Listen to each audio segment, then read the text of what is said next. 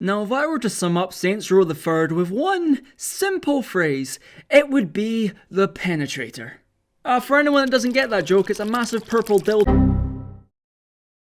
Oh man. The Saints Row franchise is basically a fever dream that gets progressively more intense. Filled with zombies, clowns, BDSM sex dungeons, aliens, virtual realities, and worst of all, furries. Now, the first two games were ridiculous in their own right, but they seemed to be a little bit grounded with serious moments. However, the third game was when Volition decided to tell realism to jump out the window and cracked open the crystal meth. Cocaina! No. Flour. Basically, what I'm trying to say is that Saints Row the Third was completely insane, with so much testosterone thrown in, it will make your dad's hair grow back, and I absolutely adored playing it way back when it came out. Now, recently the game got a remaster, wiping off all the dirt and grime from the original to have a more polished, graphically enhanced version, leaving you with a Johnny Gat that looks like my dead hamster, and facial hair that looks like it's been painted on. Seriously, for a remaster, some of the characters look, slightly strange. Anyway, since it came out a few weeks ago and I've got nothing better to do with my time, I decided to pick it up and see if the game was as good as I remember it, or if I was just blinded by Oleg's massive arsehole. The game picks up with Pierce in a Japanese commercial for the new Saints energy drink, acting very anime if I must say so. No, get down boys, we're only a minute in. Swift transition to the present and the Saints are about to rob a bank to promote their upcoming movie. You see, since the second game, the Saints have now evolved into a massive media organization, effectively becoming the dreaded social media influencers. Disgusting. Advertising useless stuff like the aforementioned energy drinks, bobbleheads, and probably a course on how you too can become an influencer that will only cost a small £250 per month. The students that we pick will be personally mentored by myself. Wow, I can't wait to make my own strip FIFA videos. Anyway, while attempting to rob the bank in Stillwater, you encounter something you weren't expecting. An elderly woman with a 44 Magnum. Stop! You violated the law. The game picks up from here as you take control and play as the leader of the Saints, plowing your way through countless men in black, trying to make your daring escape via super impractical helicopter, until...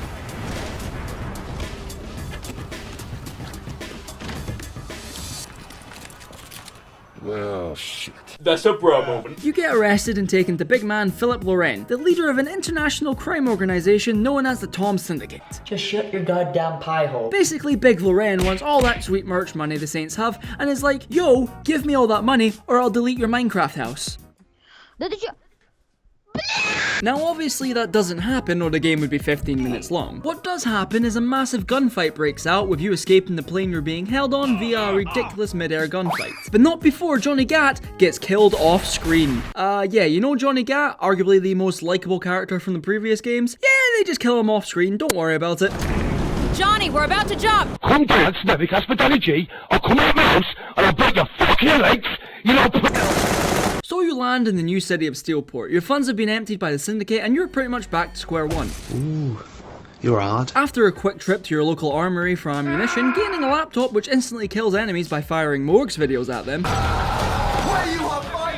you begin to set up shop, spending the next few missions getting acquainted with Steelport. Basically, it's a tutorial showing you everything you can do in the game, like buying and upgrading weapons, destroying gang operations, different activities, and the craziest one of them all, buying property. Stonks. After that, you can continue on with the story missions as the Saints acquire a new base through completely legal means and head out after Laura and Impus to get revenge for the death of Johnny Cat. Well, I mean, you can do all of that, or like me, you can do the smart thing and instantly spend all your time buying new clothes for your character to wear. Oh, look at that, it's a little kitty. Oh, what's it called, Anna? Oh no. The customization in this game is absolutely glorious, with an endless amount of stupid stuff you can customize. Want to be a futuristic soldier that plays in traffic? Well, you can do that, my friend. Hey, look, a pen. You can have a gang filled with nothing but ninjas, or gimps, if you want. You little pervert. You can be a superhero known as the Penetrating, serving out swift justice while wearing Logan Paul's merch. New merch, baby! Really, you've been dropping fire, bro. This is a sexy... I need a severe... Do you want to be a giant hot dog riding around on a flaming tiger motorcycle? Well, that's oddly specific, but of course you can do that here. You can even be a furry. But why the fuck would you want to do that? I'm a massive fan of any game that lets you create your own character, and the Saints Row series has always done really well in this department, and in the third game it's absolutely no different. Sure, you can't change as much details in the clothing like in Saints Row 2, but pfft, who needs that when you can give your character 100 sex appeal? Boys, I'm not seeing where the appeal is here. Oh, there it is! There's also a decent amount of gun and vehicle variety here too, with guns going from your basic run-of-the-mill pistols that fire bullets weaker than my estimated monthly earnings, to the insane insanely overpowered mollusk gun? Mollusk gun? How the fuck do I pronounce that? Mollusk. Which wipes out a whole group of enemies in one by firing Squidward at them. You can upgrade weapons too, making them super effective with ammo that will set enemies on fire or just send them ragdolling into oblivion. All the vehicles are pretty unique in their own right, having an assortment of different tanks, helicopters, jets, pandas, flaming furry bikes, mouse-themed quads, and flying motorcycles at your disposal. Although just remember one super important thing when it comes to driving. Yeah, it's not very good. Like, maybe I'm just a terrible driver, but driving feels super clunky in most situations, only being magnified when piloting a helicopter. And fuck me, I've spent more time crashing into a wall than I have with my actual father. Oh, and you also have a broom. I fucking love Harry Potter, me! I'm going to Hogwarts! Oh, now this isn't platform 9 3/4. Yeah, now would be a good time to mention this game has some atrocious bugs. I don't need anyone else to kill you. Bikes becoming embedded in bridges, my character doing whatever this is. The game just shitting itself whenever I do a move in a small area. Horrendous popping. Oh, come on! And did I mention you get stuck inside buildings? I shouldn't be up here. Right, continuing on through the story, you find out where Loren's HQ is held up. You storm into the big evil tower, gunning down everyone you see, while Shawnee and Pierce help in the only way they know how.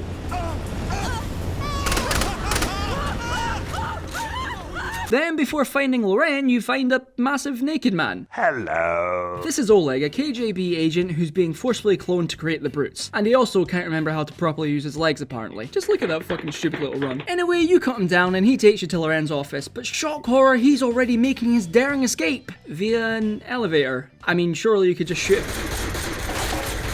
Right, since when did you have the aim of a fucking stormtrooper? Never to be outdone though, you jump onto this conveniently placed metal chandelier. It gets shot out of the ceiling and you ride it all the way down on top of Philip's lovely full head of hair. Well, Loren's dead. Easy, job done. You got revenge for old Johnny Gat and blowing up the Morningstar Tower. You can just relax and get a pint now, right?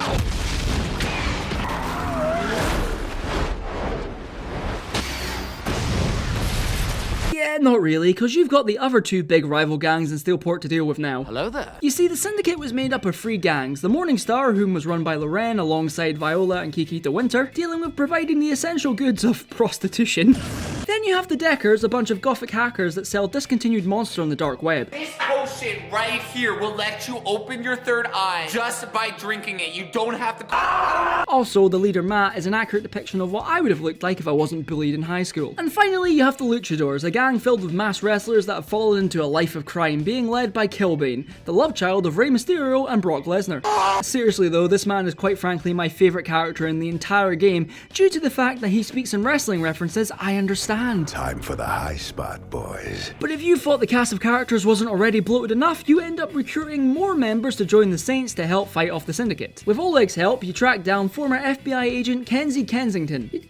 Lad, you didn't even fucking try there! She helps you deal with the Deckers, utilising her in-depth hacker knowledge, however she loses points for being a ginger and having some weird music taste. Then what? 80s rock? Death metal? Hardcore gangster rap. Oh, that's funny, Kenzie, but have you listened to my mixtape? Zemos, a pimp who lost his business to the Morningstar and was made to be a human horse, although him being gagged is 100 times better than him actually speaking. Oh, I'll go with rescue then. I would shake your hands when them floors were a little sticky if you... And lastly, you recruit Angel de la Merte, a wrestler that Killbane betrayed and took his mask. But in all honesty, I couldn't really pay attention to Angel anytime he spoke, because he's voiced by fucking Hulk Hogan. I do not have a 10-inch penis. Also, we're not finished with the characters just yet, because after Loren dies, Viola and Kiki want to take control of the Syndicate. But Killbane's like, Now you're alright. and does the only logical thing he can and snaps Kiki's neck, leading to Viola defecting to the Saints. I will say Viola's voiced really well by Sasha Grey here, like she does a really good job with the stuff she's been given. I wonder what other films she's done. Oh my sweet Christiana! Oh, and before I forget, as you're causing chaos across Steelport fighting against these gangs, the government's like, sorry mate, we can't be having that, and brings in STAG, a technically advanced task force led by Cyrus Temple. Basically, they have laser guns and don't fuck around. Oh hey guys, how are you today? Oh fucking Jesus shit! Also, if you're wondering what STAG stands for, it's subscribe to Alex Webb. The G in my name's silent. As you probably gathered, there's a fuck ton of characters here, which to the game's credit are all fairly memorable, if not a little generic, having some funny moments and playing into the ridiculousness of the game. I just think the game has so much going on at once, it's a little hard to concentrate on one particular character or gang at a given time, with you switching between fighting the Deckers, Luchadores and Stag at a breakneck pace. You're jumping around between all these characters so quickly you don't really get to know much about them besides the surface level sex joke. Plus, some are really fucking annoying. However, I don't particularly think the game's aiming to have you form a deep, meaningful relationship with a pimp. I was saddled up in a human pony show. Yeah, and you should have fucking stayed there. It's aiming to give you a stupidly fun time for all its story missions and activities, which it definitely does. Fuck my life. Oh, wow! That is relatable! The story here is absolutely fucking absurd, and only gets more insane as you dive in. Like if beating up a police officer with a giant sex toy as a toilet isn't the definition of insanity, then I don't know what is. Did I ever tell you the definition of insanity? Sure, none of it makes logical sense, but that really doesn't matter as the game doesn't try to be anything more than what it is. Fucking dumb. And I mean that in the best way possible. Like if you're wanting to play a super serious crime game filled with violence, go play Nintendogs. I do think a better balance could have been found though, with the few serious moments the game does have being completely drowned out with how loud and obnoxious everything else is. Hooker assassins? Yeah. With that being said though, the missions you play through here are genuinely pretty great. I've spent the past 4 days trying to figure out what to say in order to describe how good these missions are, but the only thing I've ended up typing out is Venom was a good film. Yeah, I should probably get that scene too. What? I mean, just look at the pure madness happening on screen right now. You can partake in a mid-air tank battle, shoot down some assassin prostitutes, blow up chariots filled with aggressive gimps, do some good old PG human trafficking, get plastic surgery to look like this fucking boomer and blow up his ship.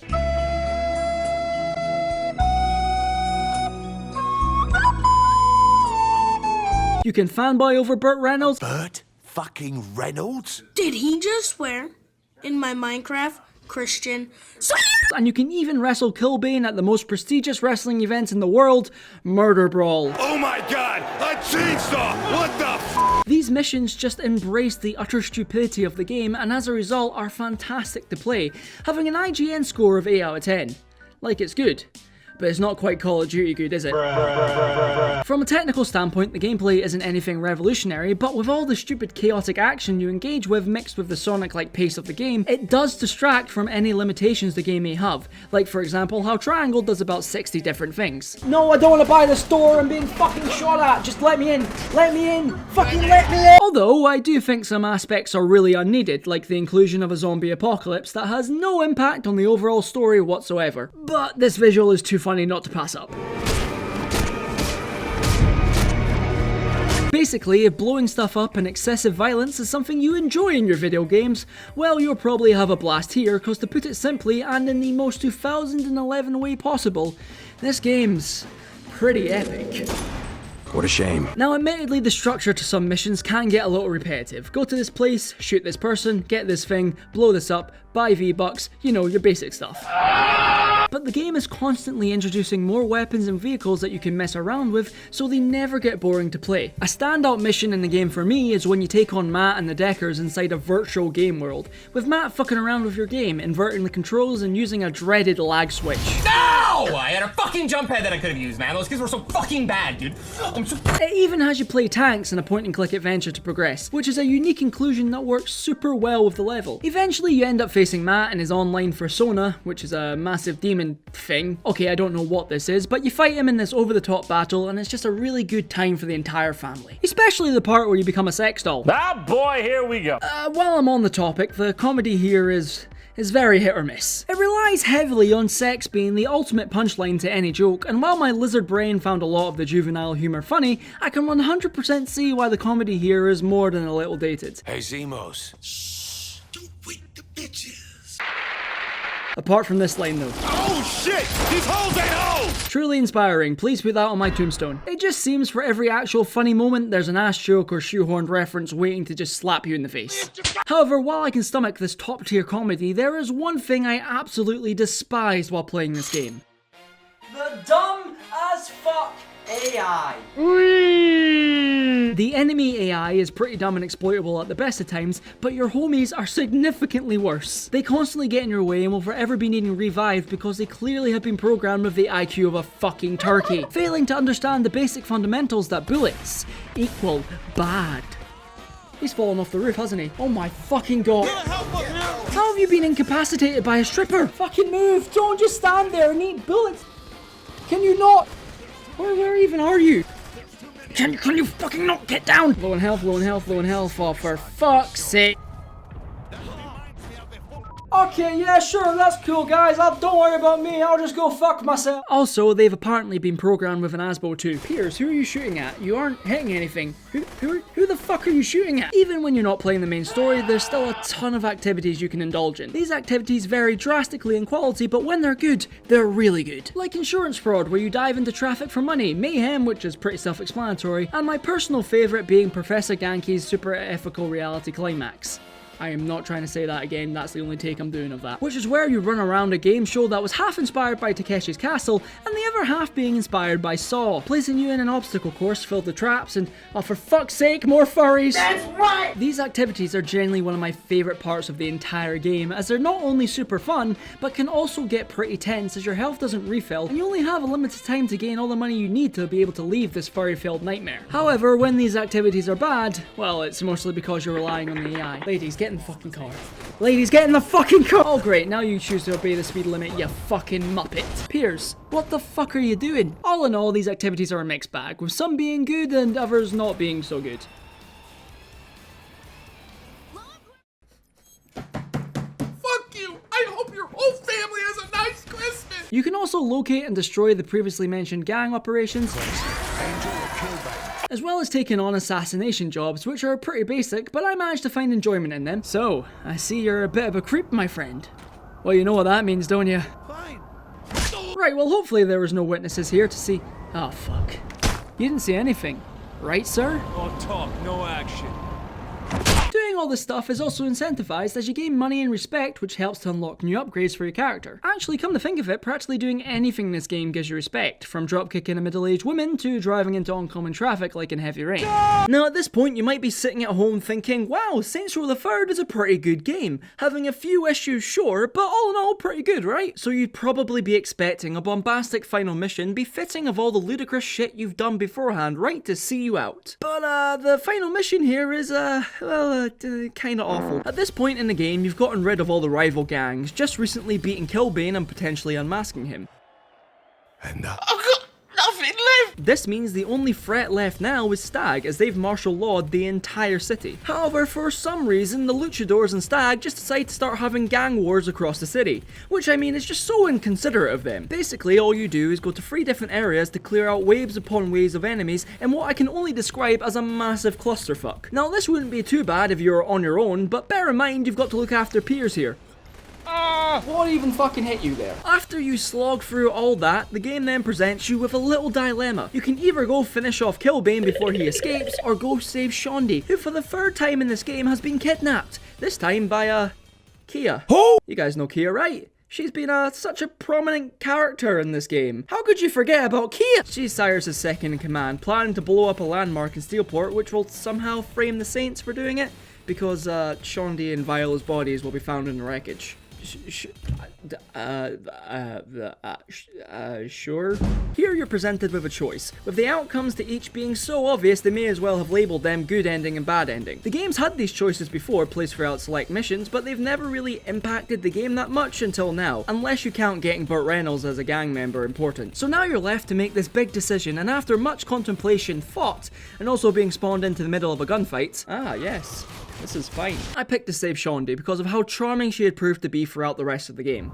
Put in your tampons and let's do this. I raced to the location feeling more empowered than ever with I Need a Hero playing in the background. I got to the monument ready to tackle my hardest challenge yet, gunning down generic Stag Soldier 176 in the process. Then I got onto the statue and had to remove the bombs placed on it, which sounds easy enough, but the bombs weren't wanting to play ball. What? How did you end up there? So eventually I carefully got rid of them and scaled my way up to the top of the monument and was ready to take on Kia. I was preparing myself mentally and physically to deal with the most insane climactic battle yet. If any of the other wacky boss fights were anything to go by, well, this was going to be intense.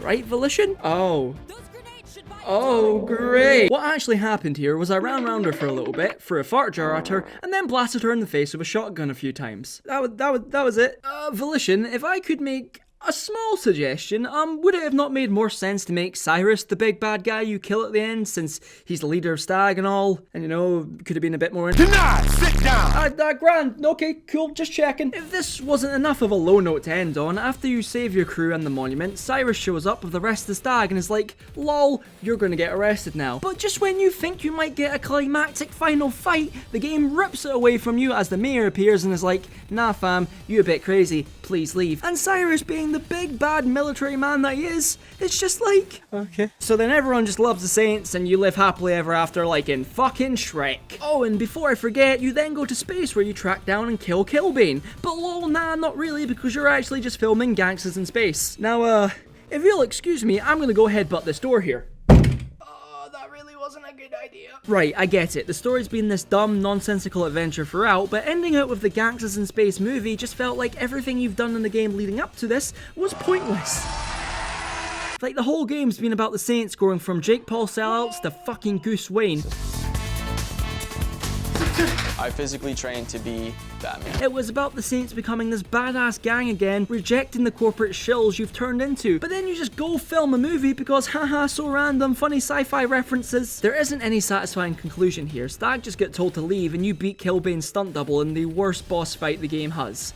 Second only to whatever the fuck this was. The bad ending actually seems like a better way to cap off the game by comparison, with you actually taking down Killbane and Stag in a satisfying way, but at the cost of your public perception and of course Shondi, giving you some actual consequences to your actions. But even if you did pick this ending, it doesn't fucking matter, as by the next game Shondi's miraculously there and alive. Man, I'm dead. So to answer my question, is Saints Row the Third as good as I remembered? Kinda? Tactical nuke incoming! It's silly, sexually inappropriate for Minecraft villagers, but most of all, it's a fun time, which is why I enjoyed the game so much back in the day. But there are a lot of faults that can't be ignored here. Spider-Man! Ultimately though, if you're here just to have a good time, Saints Row the Third has that in spades. Like, I still had a really fun time playing through the game again, fucking around in the open world of Steelport. Yes, I agree with your argument, but on the other hand, so with all that in mind, I'm giving Saints Row the Third 8 penetrators out of 10. Do you get it? Because sick.